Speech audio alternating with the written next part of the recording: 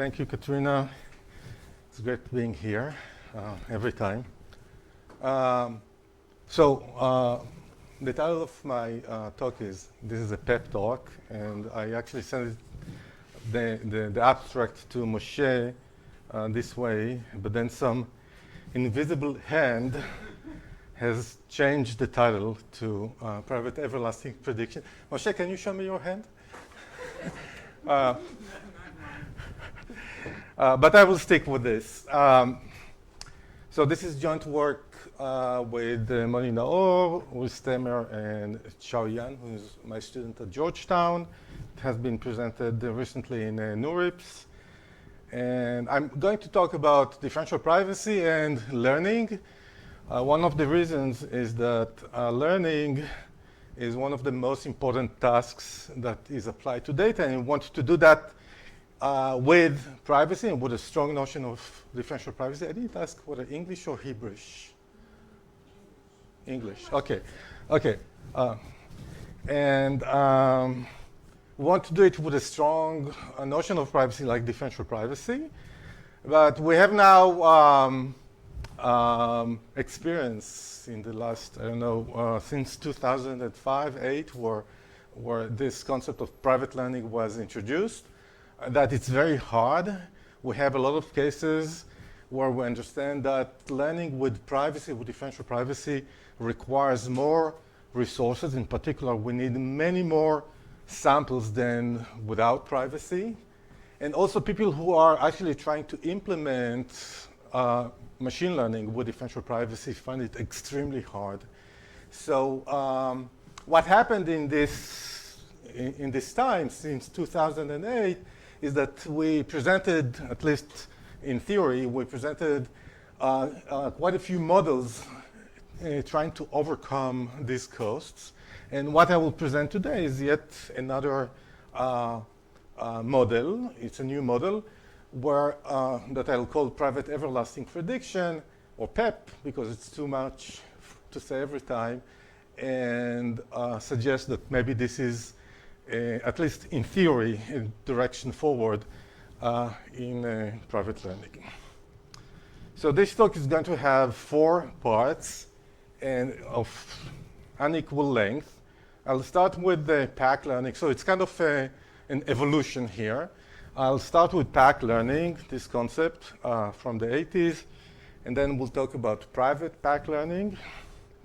And then I introduce this notion of private prediction, and this is going to be prediction that you can only do once or a limited number of times.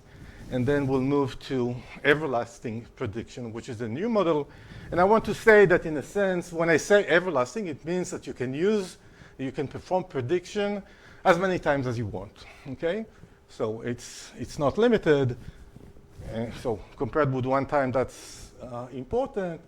And these 2 models are naturally everlasting, because in the first 2 models, what you do is you learn, you publish a model that then you can use to your heart content. You can query it as many times as you want.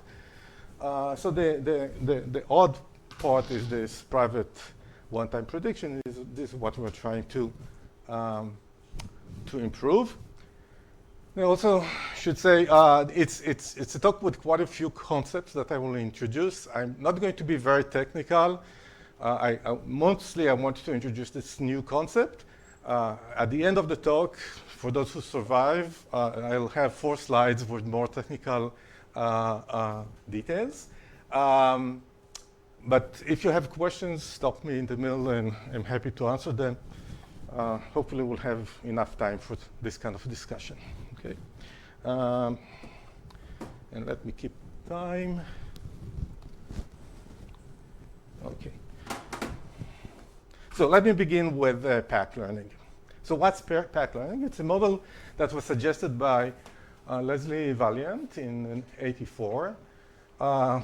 And this is like a general model of learning. We assume that we have some probability distribution from which we can sample. And you can think about the probability distribution as the population. Now, each element of the population or of the support of the probability distribution can be labeled either 0 or 1. This labeling we call a concept. You could say, for instance, if we're in a situation of a hospital, whether this is a person that is sick with diabetes or not. Okay, we'll assume that the labeling is binary. This concept is not known to us a priori. And also the probability distribution is not known to us a priori. What we're trying to do is to learn something that will label new elements that are sampled from the probability distribution, like in the hospital situation, a new patient, okay? And we want to mostly do that correctly. How do we do that? We take a sample from the distribution, a labeled sample. Maybe doctors sat down and decided what for each person in the label, whether they are diabetic or not. And then we fit this into an algorithm that we call a learner. And this algorithm outputs a model that we call a hypothesis. This is a predicate that takes an element that from the support of the probability distribution and labels it with 0 and 1. And we want that this would be mostly correct. Okay? So this is another example, like in a bank example, you collect information about clients and loans given. And then you try to generate a predicate like this. And what you want is that with high probability, okay, if we now sample a random point from the same underlying distribution, then it's classified correctly. Okay. Now, this has been researched since the 80s. And like it's a theoretical model of learning. It's not necessarily the model that you try to implement in real life, but it is a model that is teaching us a lot about what learning is and introduces a lot of important concepts that we can analyze. And one of them is this concept of sample complexity. How many samples do we need to take out of this underlying distribution in order to learn accurately enough? Okay? And a well-known theorem is that any concept class, okay, a concept class is a collection of classifiers. So usually in this talk, we'll assume that this concept comes from a known collection of predicates, okay? This could be threshold functions or something more complex than that. And we'll assume that the data is actually labeled according to one of these concepts in the class. Okay, this is again something that in real life you cannot always assume, but in our theoretical model we can. So we know the concept class, and there is this notion of a dimension of the concept class. It's called the VC dimension. If you're not familiar with it, it's fine. But what is important is that we can use this notion of the complexity of the concept class to completely characterize the sample complexity in packed learning. Okay? So the sample complexity is proportional to the VC dimension.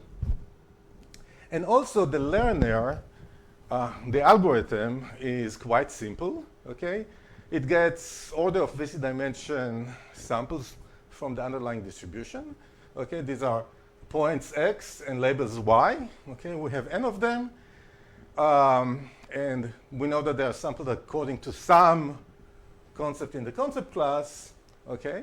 And it outputs one hypothesis that is consistent with the data, okay? One element of the concept class such that it's consistent with the data. We're sure that at least one exists.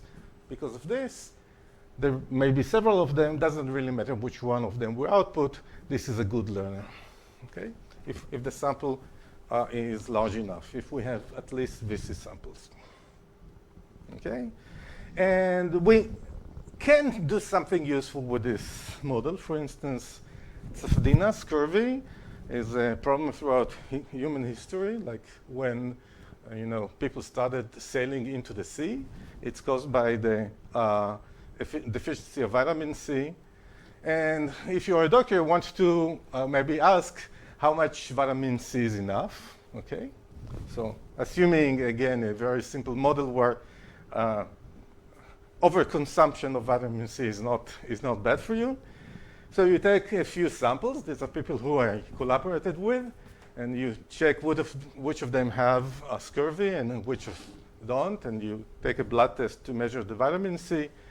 And after you take your sample, you know that there is a threshold somewhere here, like that, so that if you're above the threshold, if you have sufficient vitamin C, and otherwise you don't. Okay, and any of these lines is fine. In particular, you could, using the algorithm I just suggested, pick this threshold function and say this is my hypothesis. Okay, and if the sample is large enough, then with high probability, this is a good hypothesis for deciding this problem. Okay, so we did some science. Let's get back to doing theory. The next thing I want to say is there may be a problem here. If the level of vitamin C in my blood is sensitive information, it's part of my medical information, right? Then I may not be happy that my point was actually revealed here, right? And one way to see this is like if my data was different, the choice of the hypothesis actually depends very strongly on me, okay? So there's a question, can we actually learn, okay? Can we do this task while preserving my or everybody's individual privacy, okay? And one attempt to answer this is in this paper from 2008. We usually call it cleaners, where we suggested this model of private pack learning, or PPAC. And let me tell you what PPAC is. So we now will have two requirements of the learner. One requirement is a utility requirement. So we'll require that the algorithm, L, the learner, is actually a pack learner. We still stick with the same notion of learning, okay? But we will add on top of this a requirement that this learner is an algorithm that actually satisfies this strong notion of differential privacy, okay? So let me very briefly tell you what each of these two things is. So we already spoke about what it means to learn. L is a pack learner for the concept plus C. If for all distributions, because we don't know what is the underlying distribution, we want to be prepared for every possible underlying distribution. And for all target concepts in the concept class, it outputs a hypothesis that is good, that misclassifies fresh samples with small probability. There's a second parameter here that I'm omitting.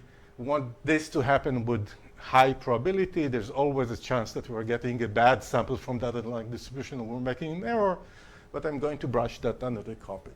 So we want that the learner will output a hypothesis that is good, okay? It is a good classifier.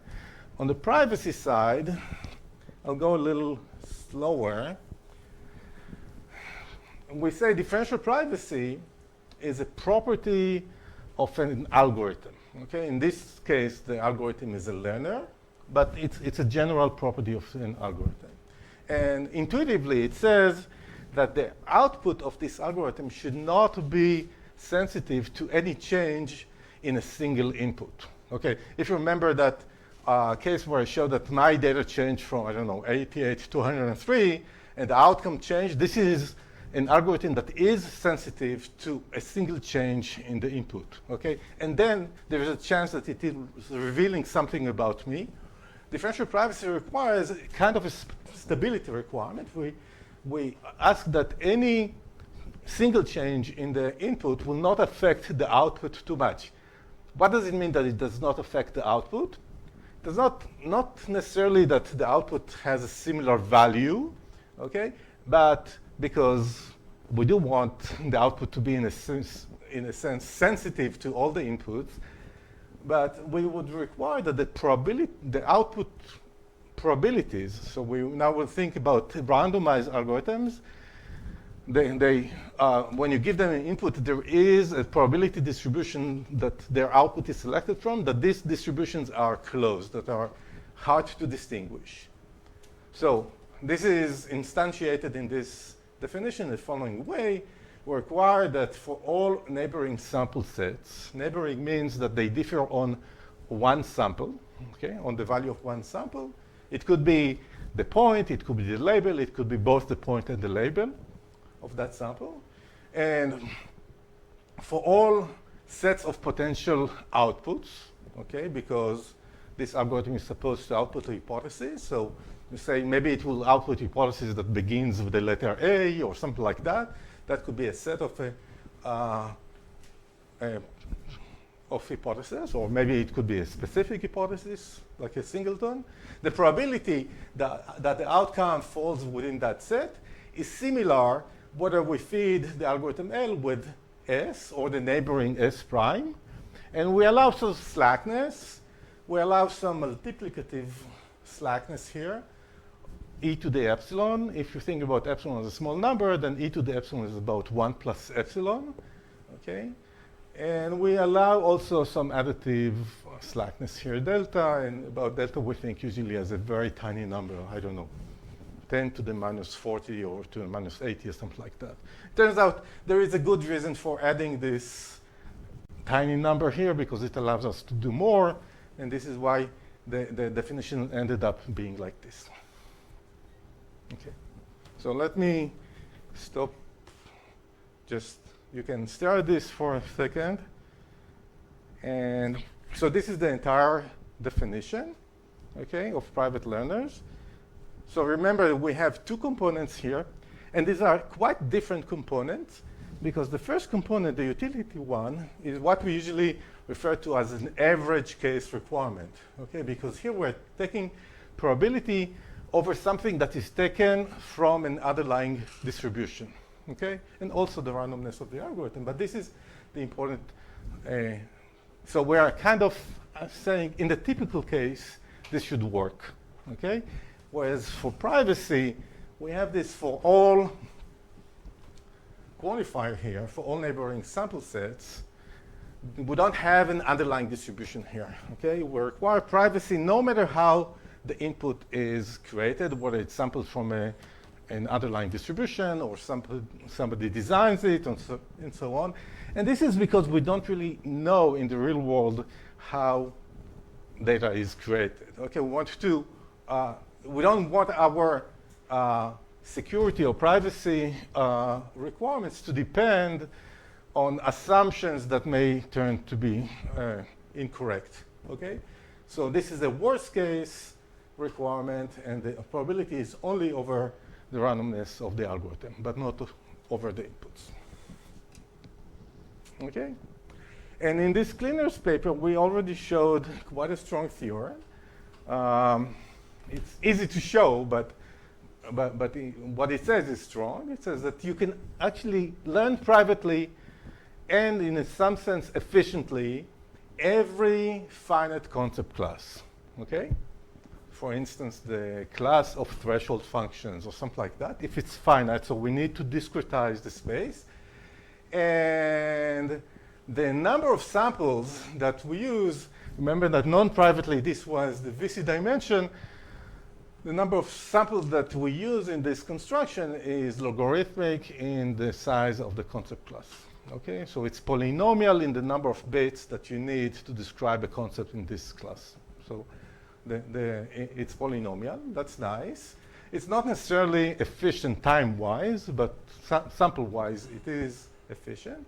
Yet, the VC dimension is always upper bounded by the log of the sample class, but sometimes it's much smaller than we have cases where the VC dimension is 1, but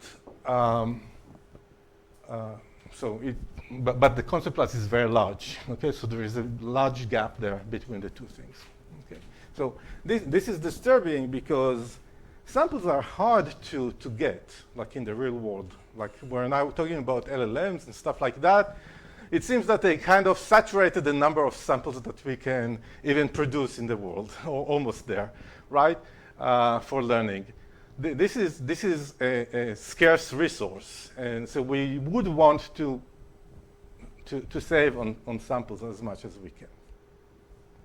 Okay? And the algorithm is a private variant of the Occam's razor algorithm. Again, for those who know what it is, otherwise it doesn't matter for this presentation. So we have big gaps between pack learning, non-private pack learning, and private pack learning, okay? And let me reiterate that. In terms of the sample complexity of pack learning is tightly bounded by the VC dimension.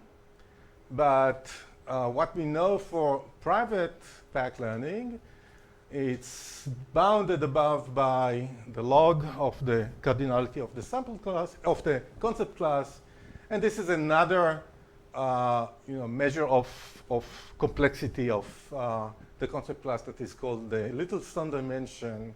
I don't believe that this 6 power is the right number here, but this is the best result that we have so far. And these papers are quite, quite complicated, the math to get there.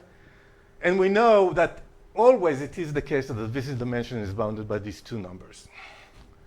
Okay, so, and for concrete gaps, let me just mention this very simple concept class of threshold functions. So this is how it is defined. The t threshold function is 1 when we fill it with x. It's 1 if x is less than or equal to t, and otherwise it's 0. Okay. And look here, I discretize the space, so I assume that our space is like the numbers between 1 and capital T. So with pack learning, the physics dimension turns to be 1. So a constant number of samples suffices here. A small number of samples actually are enough, depending on the accuracy parameters that we're interested in. But with PPAC, something very strange happened. And when we first had a result there, I was sure that this cannot be the right answer. Log star, if you have a handheld, calculator, log star of a number, you put the number in, and you press the log to the base 2 if you have that on the calculator, and count how many times you have to press it before you go below 1. If you take the largest number in this universe, okay, I don't know, number of particles that physicists believe exist in the universe, and you put it there and you do this, you get a log star of maybe 5 or 6. Okay, so it's a very, very, very slowly growing function. Okay, usually when you get something like that, it's probably an error, but it tends to be the right answer. And so it's a very slowly growing function of this number t, of this cardinality of the concept class. When the concept class, when the cardinality is infinite, like if you want to do threshold over the integers or over the reals in the unit interval, something like that, then we cannot do that with differential privacy. Whereas without privacy, it's very easy. It's always, for any ordered domain, the sample complexity is constant. Okay. And furthermore, we have time complexity gaps. We have an example, which is kind of an encrypted version of the threshold function. I will not describe it. It requires very complicated cryptography to describe it, where you can learn it non-privately in polynomial time, but no polynomial time differentially private algorithm exists for it. Learner exists for it. Okay? So these are two kinds of gaps that we would be interested to mitigate. Okay. And before I leave this notion of private learning and turn into prediction, I want to mention one more variant. So I told you that throughout these years we were trying, all kinds of ways, at least 4, to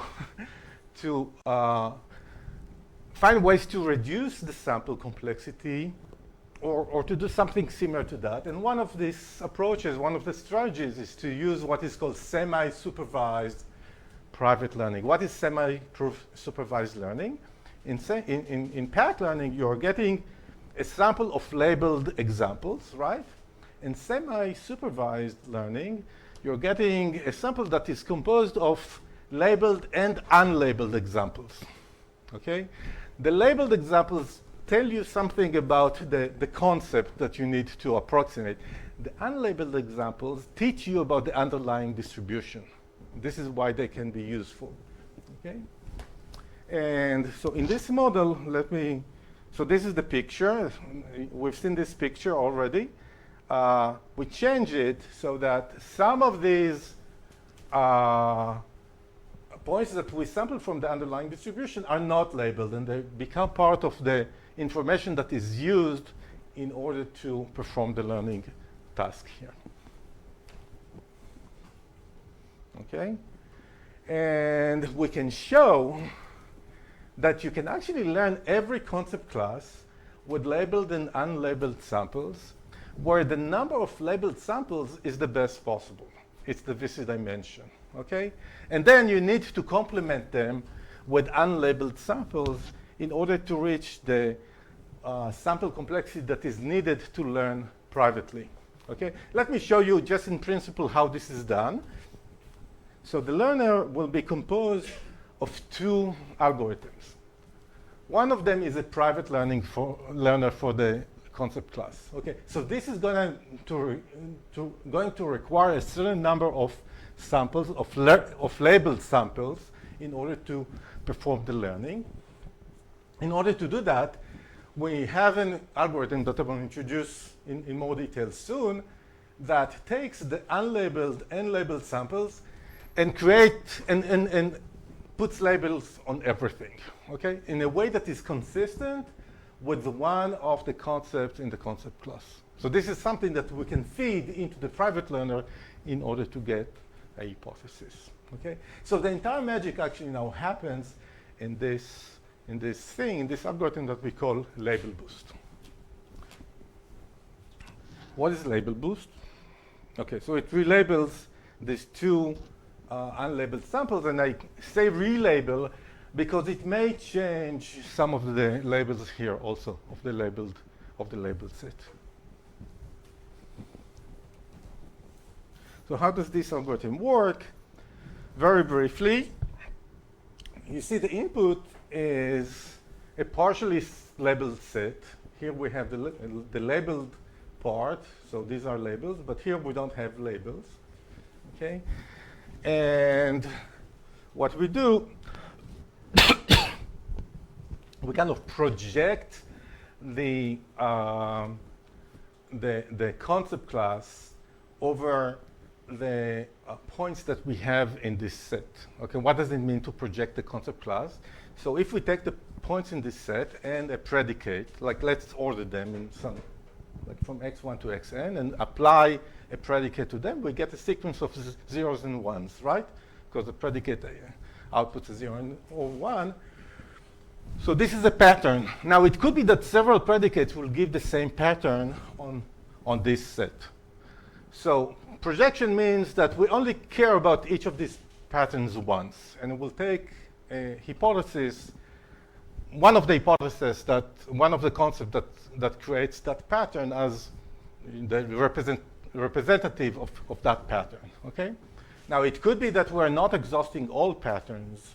There are 2 to the n potentially different patterns here, but it could be that we're not exhausting them. And actually, VC theory says, gives us a bound on the number of patterns that will happen here in terms of n and the VC dimension, okay? And if n is larger than the VC dimension, then this is the range where we're actually losing this exponential growth in n and moving to a much slower growth. And that's good for us because this will keep that set small, okay, even if n grows. And so we maintain that set of dichotomies of these patterns that could have there and the candidate concepts that create them, okay? And we choose one of them using a well-known mechanism. It's called the exponential mechanism, when we apply it to the portion of S, and we're trying to optimize on this thing. So we want to choose a hypothesis that has a small error on the label set. We know that there's one with 0 error on the label set because it was correctly labeled. We want to find one that has a small error. This is exactly what the exponential mechanism does, and does it with differential privacy. Well, and then we use that dichotomy in order to relabel the points that we have here. Okay? Now we have a relabeling that is consistent with one of the concepts in the class C. And this protocol has two properties. Utility of this protocol. As I said, there is always one hypothesis that gives a small, that has 0 error. So from that you can derive, and properties of the exponential mechanism, that there is the H that is going to be outputted here is close to the target concept. It has a small error with respect to it. Okay. And in terms of privacy, so unfortunately this algorithm is not differentially private. The reason is that the set of dichotomies can strongly depend on the input points. Okay, so picking from the set of dichotomies can tell us a lot about the underlying points and potentially reveal somebody's information. But we can prove something weaker than differential privacy. We can prove that if we push the output of this algorithm into a differentially private algorithm, okay, this combination of the two, and remember what I had in the slide was label boost and then private learning. So this is exactly what happens there. If we do that, this does preserve differential privacy, and we can actually analyze how it affects the privacy parameters in that case. Yeah? Isn't it enough just to learn a normal back learner on the label data and then just use that? So if you do that, then you risk revealing information about the about this. I meant like feed this label data into another private vector. I don't know how to analyze that. That's my answer. I believe that we would find a kind of strange cases where this actually reveals too much about the underlying dichotomies through the learner, and hence privacy is breached.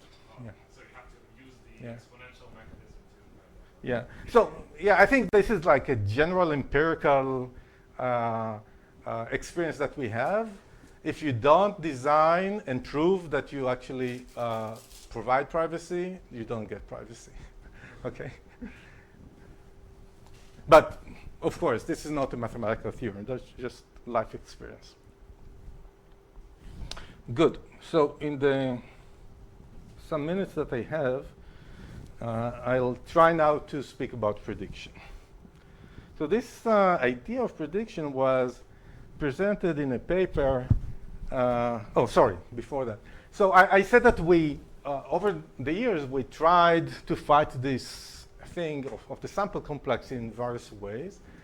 One is we showed that if you move from what is called proper learning to improper learning. So in proper learning, if I learn the concept class of threshold functions, I want to output a threshold function. In improper learning, I don't limit you. You can output any kind of function as long as it is a good hypothesis. Okay, so it approximates the original concept, the underlying concept, on the underlying distribution. Okay, and this tends to be helpful in some cases, not very many. Moving from a notion of differential privacy that is called pure differential privacy to approximate differential privacy. This is the small delta that I told you about in the definition. This also turns to do miracles to the sample complexity.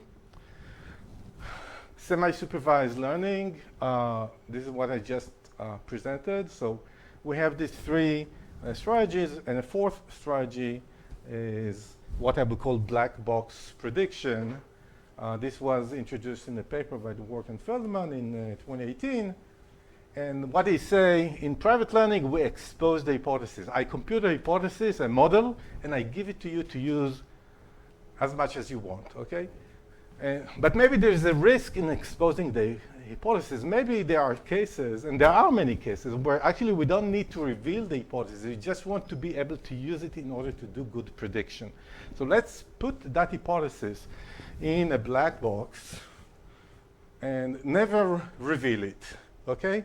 And instead create an interface, they call it a prediction interface, such that now somebody can come with a query and get the label for that query, okay? That's also useful. Think about the diabetes case. Maybe the doctors don't want to look at hypotheses. They look like, crazy functions, especially if we are talking about, neural networks. Who understands even what happens there? All they want to do is to push information about a client or a patient, okay? And get the result, whether this patient is diabetic or not, okay? So there are many cases where this is, settings where this makes sense. And what they said is, if we require from this prediction interface that its output, this thing, will preserve differential privacy with respect to the labeled samples, then this is good. Yeah.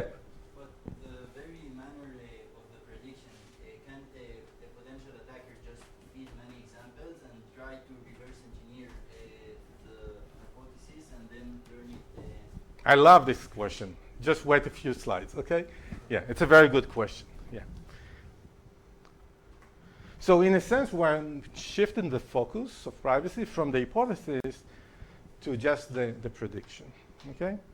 And what Dwork and Feldman showed, and this is a partial answer to what you said, if you just do this once, that they can actually build such a prediction interface, and the sample complexity is now reduced to be proportional to the VC dimension, okay? Now you can use tools from differential privacy in order to improve on this, and indeed there were other works, for instance this one, okay? Say, if you want to answer M queries, okay, then we can do that, but the sample complexity will have to grow with M, something like root M, okay? So these are, but this is still not very satisfying because in both cases we cannot say, oh, I'll give you something and now you can use it for eternity, right? This is the everlasting part that I'm shooting for. There was a question? Just to clarify the differential privacy, we're talking about not the hypothesis, but the black box prediction. So is it just asking about the probability of a single output of the hypothesis instead of the hypothesis itself? Exactly. So this is just one bit that you output here, and this bit they preserves differential privacy. Okay, so probability, like if you just change one input here, the probability that this bit, say, flips from 0 to 1 is, the probability that this bit is 1 remains very similar. And that's for all possible inputs? For all possible inputs, okay? And for all possible queries.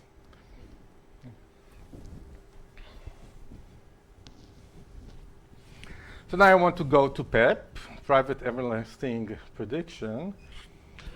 And we want to move from the situation where we can only ask one or like a limited number of queries to a situation where we can ask many queries. Now exactly what you asked comes into play. Let's say we want to do that and we just fix the hypothesis in the black box, okay? So as suggested here, one can actually make many queries to this hypothesis. Let's say, let's query it over the entire domain, okay? And then we'll recover a hypothesis, okay? Exactly the same hypothesis as here. Now, differential privacy has this property that we call post-processing, okay? If we if this is differentially private, then the outcome here that we created is also differentially private. It's just like collecting all these bits together and putting them like in a list, okay? A representation of the hypothesis. And hence, what we got here is actually a private learning algorithm. We output a hypothesis, a differentially private hypothesis here, okay? And once you do that, the lower bounds from PPAC, from private pack learning, hold. And so the sample complexity will be at least as big, as large as in private learning. Okay? And you actually can extend this. Becomes a little more technical. But let's say, so this teaches us that H cannot be fixed. Okay, but let's say I change the content of the box all the time, and maybe even randomly. Okay, so I allow this box to toss coins and make internal changes. We can prove that as long as the content of the box only depends on S, okay, you can do something similar. You can recover a hypothesis that is differentially private, and hence the lower bounds from private learning apply.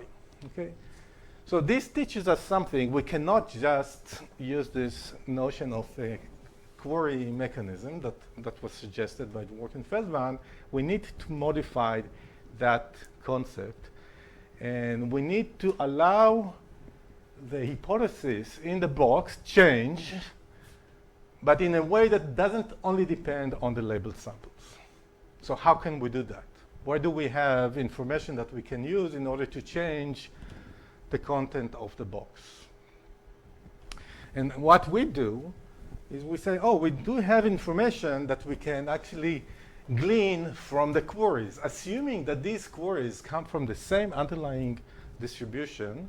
Okay, we're in a sense in a similar setting that we were when we spoke about semi-supervised learning, right? There we had unlabeled and labeled samples, and the unlabeled samples were helpful because they were teaching us about the underlying distribution.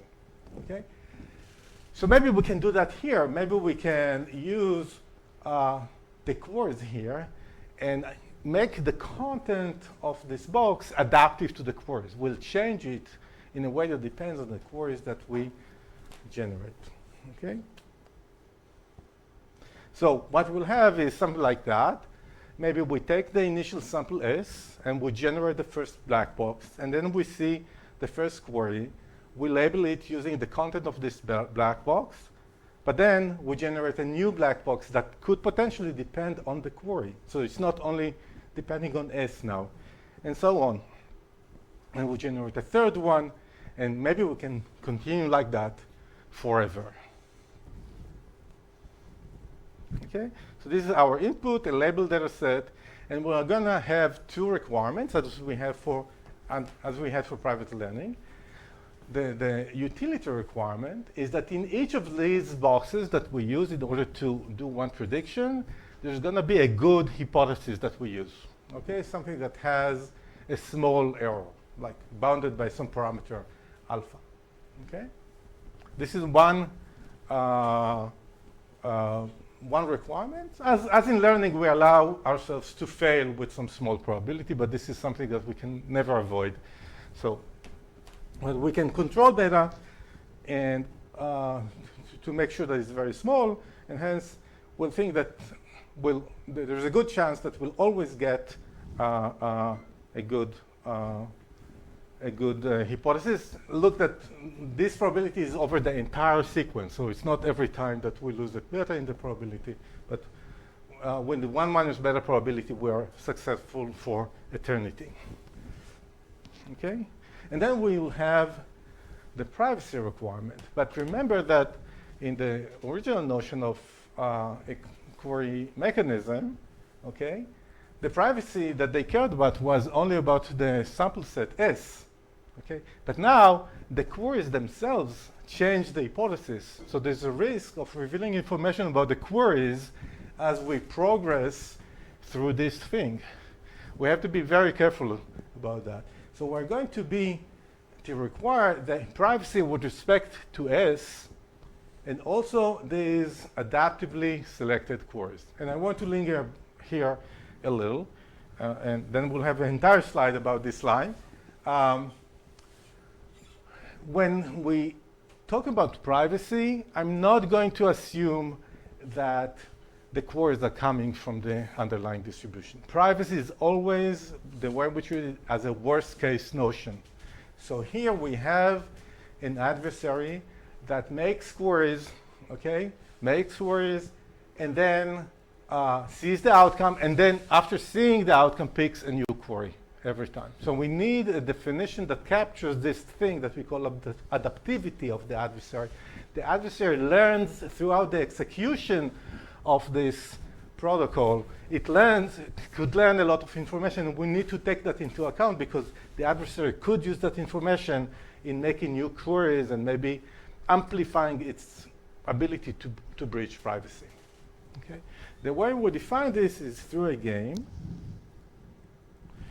And I tried to be as detailed as I can here. So there's going to be just a game is kind of something that we only use like in a definition, right? In real life, there's no game authority that is going to play between the adversary and the predictor. But it just helps me organize this game, okay? And hopefully, you'll be convinced that this game actually captures what we want to capture here. So in this game, there are going to be two parameters. One is a number t, a natural number. You can think about it as arbitrary large, okay? And then a single bit b. And the way the game will proceed is this. First, the adversary will choose two sets of labeled samples, okay, S0 and S1. And they maybe they are identical, or maybe they differ on just one sample, okay, similarly to what we do in differential privacy. It will give these two samples to the game. The game is going to pick one of them according to the bit B, okay? And the game will also hold what I'll call a flag. In a sense, I want to make sure that the adversary will not make more than one change between these two sets, S0 and S1, as I extend them with new data points, okay? So if they differ, I set the flag to 1, otherwise it's 0. And I'll tell the adversary what the flag is. No information is leaked here because the adversary chose the sets. Okay, and the information that is given to the predictor algorithm is just one of these sets. Of course, if they are identical, that doesn't matter which, but if they are not identical, then they differ, and there is a chance that the predictor will do something different based on the two. Okay. What the predictor now does, it receives this set and chooses the initial hypothesis, H0. So after this initial state, everything now will go in rounds and will run for t rounds, okay? So the definition speaks about finite sequences, but will never limit the length of the sequence, okay? So you could pick t to be as large as you want. Here, in every round, the adversary chooses a query. It's a point, okay? So actually, two queries, such that if the flag is 1, the queries must be equal. Otherwise, they could differ, okay? It gives them to the game. The game first checks if they are different, sets the flag to 1. So this is the way we ensure that only one difference happens during the lifetime of this execution. And then it gives one of them to the predictor. So it's always the same bit B, okay? So either it always selects the 0 entries or the 1 entries. The predictor does two things. First, it labels this point using the current hypothesis, okay? And then it chooses a new hypothesis. It returns the label to the game, And now we have to be careful. We want the game to transfer that label to the adversary. But if we give the adversary the label to, in the case where the points differ, then we're at risk that the adversary will choose 2 points, one that is clearly labeled 1, the other that is clearly labeled 0. And to get privacy, we'll have both of them to have, the probability of being 1 almost the same. So we're going to lose a lot in utility. So what we'll do is we'll give the adversary the label that we get from the predictor, except for the case where the points differ. Okay? So if the points are the same, this is given to the adversary, and otherwise we give it just a special symbol saying no information in this round, and this game continues. And let me define this thing that the adversary sees here. What does the adversary know? It knows its own randomness, if it's a randomized algorithm. And of course, it knows all the messages it had sent in this protocol. And it also knows all the answers that it got. This, as I said, the adversary could compute by itself, doesn't contribute to its view. That's the view of the adversary. Based on the view, the adversary now, that's the only information that it has. And in a real attack, this is based on its view, the adversary actually tries to distinguish whether the input is from, whether B is 0 or B is 1. So we require that this distribution over views, okay, so view is a random variable, the distributions over views are going to be very similar in the differential privacy sense with these 2 parameters, epsilon and delta. Yeah? But what guarantees that the potential attacker cannot differentiate the different, let's say, noise distribution in which we shift the hypothesis? Sorry, I didn't understand the. What guarantees us that Yeah. the attacker isn't aware of the game we're playing? No. The attacker is fully aware of the game. That's part of the magic. In differential privacy, as we do in cryptography, we're not hiding from the attacker how our algorithm works. The magic is that we analyze the algorithm and we make it public, and still we guarantee the security or privacy. We have the security or privacy guarantee. Does that answer your question? Well, partly, but like, what if we can differentiate between the different hypotheses that we have in our predictor? If we can somehow distinguish them. I see. So this guarantee means that it cannot. Yeah. So of course, if we let the attacker peek into the box, it will be a totally different setting, and then I will have to add the hypothesis that it sees in the box to its view, okay? But this, and that would be a very strong guarantee. We'll return to private learning. This is the guarantee that the attacker cannot do what you were just saying. Yeah. Changing the hypothesis doesn't mean to learn again, right? We I'll learn again in each step, right? You could learn again in each step. Okay, so what other technique we have to choose different hypotheses? Oh, I'll show that in a few slides. Yeah.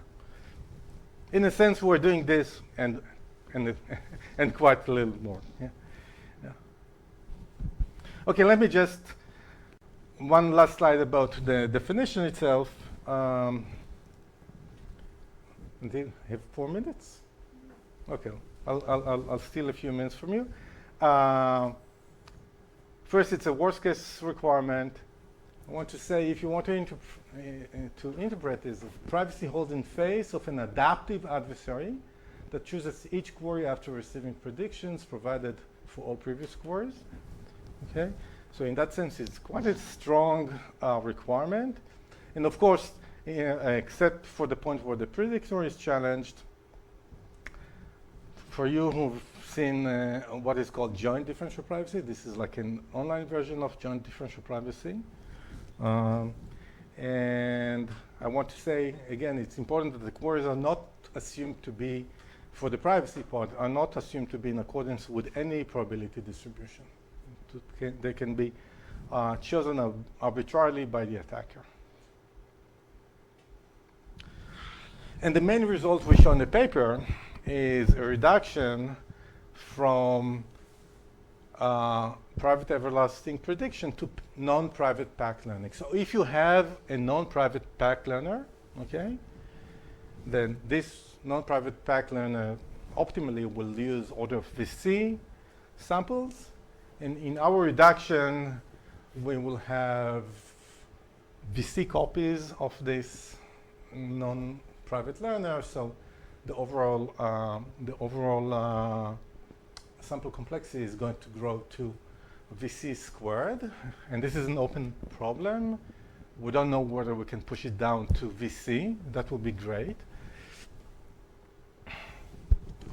And in particular, our construction gives efficient PEPs to the two problems that I described. For the threshold concept class, so private learning requires something that grows with the cardinality of our space. But with PEP, you can do it with a constant, because constant squared is a constant. So you can do it with a constant number of samples. And furthermore, it's a polynomial time algorithm. And also for this example that I discussed, where there is a difference between learning and private learning, so you can learn in polynomial time, but privately there's a polynomial time algorithm does not exist. In this case, we also have a constant sample complexity, and the result is a polynomial time algorithm. So these are two simple cases where this does bridge the gaps that I described. So I have 4 more slides, but those who have to leave, maybe that's the right time to leave, or otherwise I'll try to do it really, really quickly. Okay? Okay. So main components of this construction. How does it work? So the construction works in phases, and each phase gets some input from the prior phase and generates input for the next phase, okay? And actually, I've already showed you the components that some of the components that I will need inside a phase in order to construct it. So what will happen is that each phase will get from the prior phase a subset of samples that are labeled by some concept in the concept class, okay? In the first phase, it will be actually labeled by the target concept, okay? But over time, this can change, and the sample complexity is going to be quadratic in the VC dimension, and then during the phase, we will get queries and label them. And at the end of the phase, we're going to generate a new data set for the next phase, okay, of samples labeled by a potentially different concept from the same concept class, okay? And again, roughly the same size, okay? I have a few, there are so many details that I'm brushing under the rug here, so let me just say a few notes. So as I said, initially, we fit it with our labeled samples. So the first concept here is actually the target concept, okay?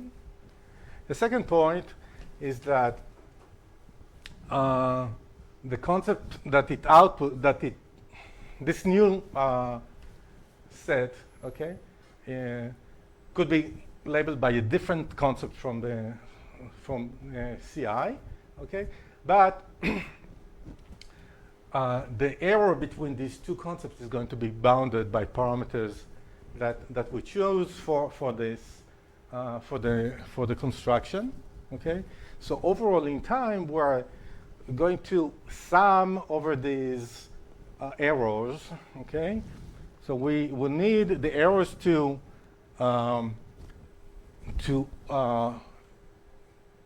shrink, let's say by a factor of 2 in each phase, so that even we have infinitely many of them, this converges, okay? So this means that to control the error, we need this set to be larger than the original one by a constant factor. And all this happens in a phase.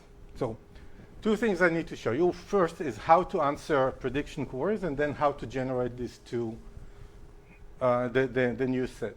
To answer a prediction query, we use a paradigm that is called subsample and aggregate. We take k copies. K is going to be VC of VC over alpha. Forget alpha, that's the accuracy parameter. K data set, each of VC samples, okay? Order of VC samples. We split them into these k data sets. We apply the non-private learner on each. We're getting a hypothesis from each of them. And that's the initialization of the phase. Clearly, this is something you want to keep in the box, because here we used non-private learning. Okay? Now, when a query comes, we apply all these models on the query, okay? And we're getting these potentially different labels. And then we're doing a majority vote on them, a differentially private majority vote. So it's a noisy majority vote. And this is what we output as the label for the query. And then the second query comes, and we do the same, and so on. And we can tolerate here n queries. And using properties of differential privacy, we actually, m and k are related. So m can be as large as k squared, okay? Using things that I'm not going to show here. So remember that I needed the new set of labels to be somewhat like similar to the original size, but maybe larger by a constant. So this means that I want m to be also of the same magnitude as k times vc, and solving for this we get, k squared is of the same order as k times vc, and so for this shows that k needs to be of the magnitude of vc, of the vc dimension. This is why we get the vc squared,